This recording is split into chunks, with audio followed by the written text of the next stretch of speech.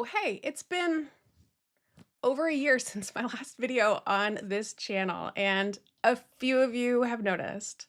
So today I want to explain where I've been, how I had a plan 1 year ago that got completely derailed in a way I could have never seen coming, and what life has been like since, plus what's happening now and what's happening with this channel. Let's start off with what was supposed to happen. See, at the end of 2024, I had made the decision to shift the focus of my business and started off 2025 quietly working on these changes and creating a multi-week plan to roll out and communicate this new business direction of mine. And that included posting a video on this channel, explaining the pivot and what it would mean to the future of this channel. And I started to share about this new framework I developed called the Momentum Formula. It's focused on helping people figure out why they're stuck and find their momentum. Ironically, right after I started sharing, that's when everything stopped. Life threw me a curveball, and 2025 turned out to be one of the hardest years for me personally because I lost my brother to esophageal cancer. It is still really hard to talk about, and I want to get through this video without streaks of mascara. So I'm going to link a piece that I wrote in the summer about what happened. And if you want to read it, you can go and check that out. But I don't really want to get all up in that.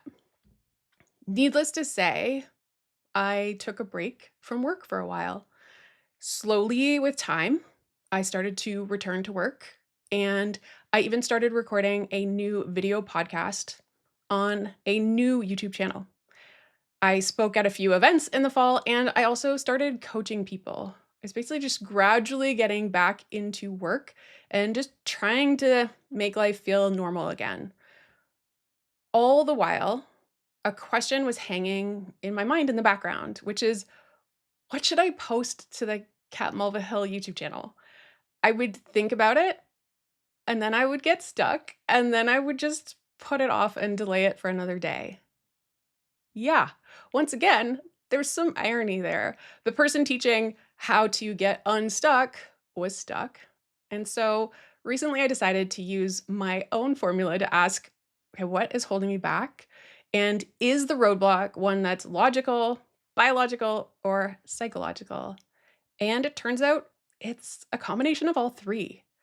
So, the logical challenge is that I had no clarity. I genuinely wasn't sure what exactly I wanted to say, but more so, I didn't have a decision about what was going to happen to this channel. Over the past years, I've had ideas about content that would fit, and I was even excited to work on it, but I also knew that I was easing slowly back into work and I didn't want to overcommit. Already, I was trying to just stay within my capacity. But then the next challenge, which was a biological one, which I describe as having to do with how you're wired and how you operate. And the fact is, when there's no deadline or no real accountability, I will just put off doing something. And so the fact that there was no real deadline, no one was asking for this video.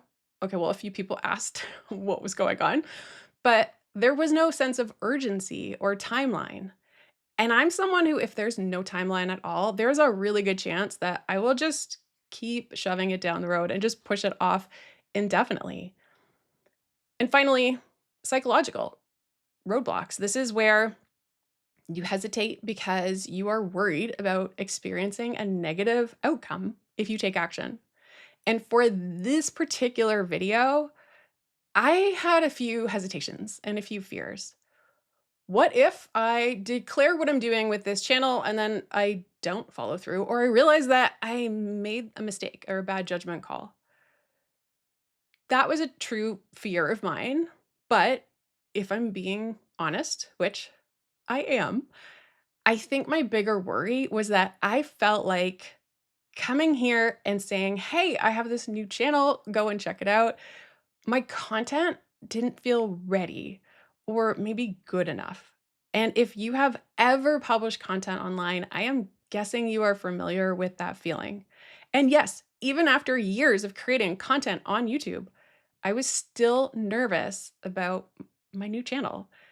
You see, unlike starting a channel that helps with virtual presenting during a pandemic, that was pretty quick traction. And people were finding me and I was helping them with something that was a very real challenge.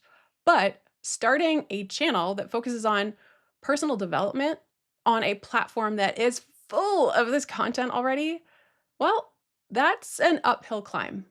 And it's a slow climb. Now, I had built this channel to a point where I could post and reliably get over 1,000 views on a new upload. And with my new channel, right now, I'm curious if I will crack 100 views. So, yeah, I've been hesitating a little bit on whether I'm ready to share the new channel. But uncovering the reasons that you're stuck or hesitating is the first step.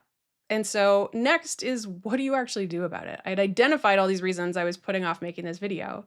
So the first thing I did was just decided to get clear on what I actually wanted to say and what I wanted to do with this channel. And I am lucky to have people in my life that I can talk these things through with and get some clarity and insight, but ultimately decide, okay, what do I want to do?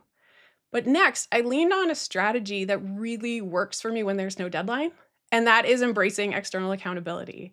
And I actually have a group of entrepreneurs that we've been meeting for a few months every single Monday.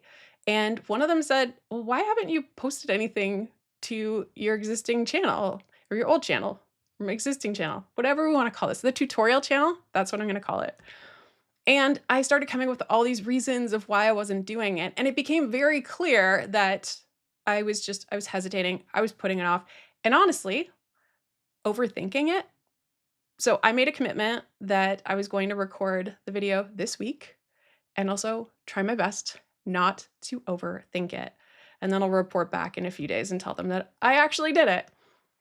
Now, finally, when it comes to all of the just genuine fears and hesitations, the psychological challenges, I wrote them down and I went through each one and just started to challenge it and say, is this even true? Is this valid?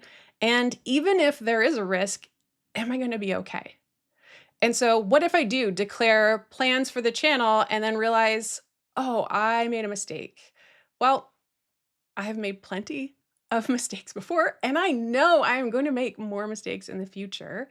And when I make a mistake, I do my best to correct it. And besides, you can always take down a video later. Now, as for the worry that my new content is not ready or good enough to share, that is a harder one because I do have years of experience publishing content.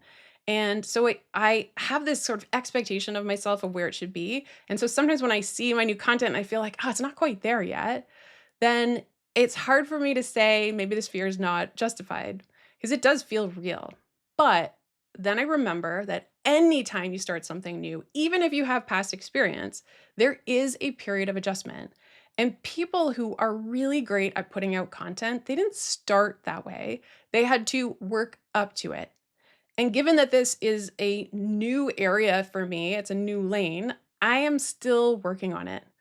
But if I wait and don't say anything about it until I feel like it's completely ready, well, then I might never share it because I'm always going to be working to make it better.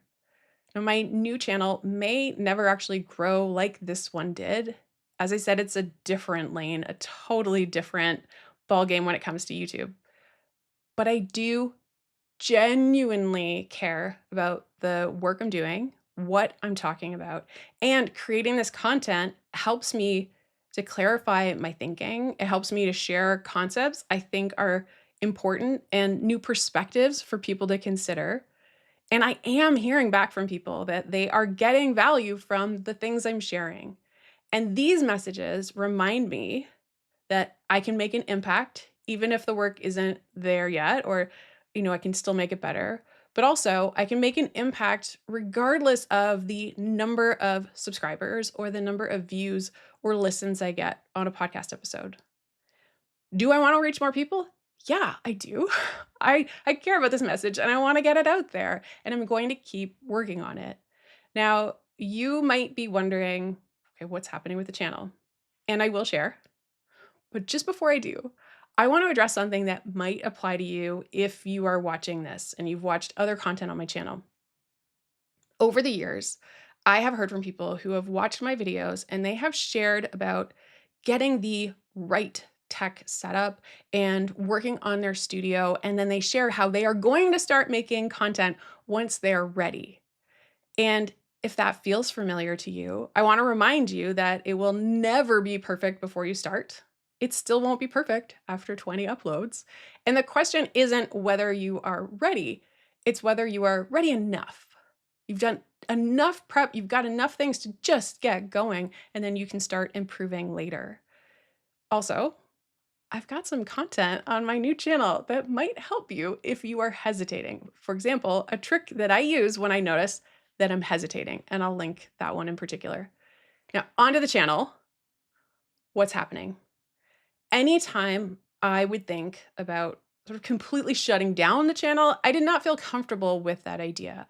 And I also knew it's not realistic to commit to any kind of publishing schedule. But there are some videos that I have thought about making, and I like the idea of having the freedom to share if I feel like it fits this channel, especially when it comes to sharing either tutorials or advice or tools that I'm actively using and they make my work or life easier. That being said, I'm not going to go out of my way to get my hands on new software or new gear for the purpose of making a new video. I would rather share what is something I'm using actively, regularly, what's working and why, and then share that in case it helps you. Now, as for accountability, because I have confessed that I'm not good at making a video if there's no deadline, when it comes to some of these videos I have in mind, I may embrace some live streams again. Notice I said may because I don't necessarily want to make a strong commitment about it. But that is how I've been able to be consistent with my new channel. I show up live to record my podcast every single week, and it keeps me on track. It's actually how I started this channel, and I was more consistent when I was doing lives than I ever was when I was doing recorded video.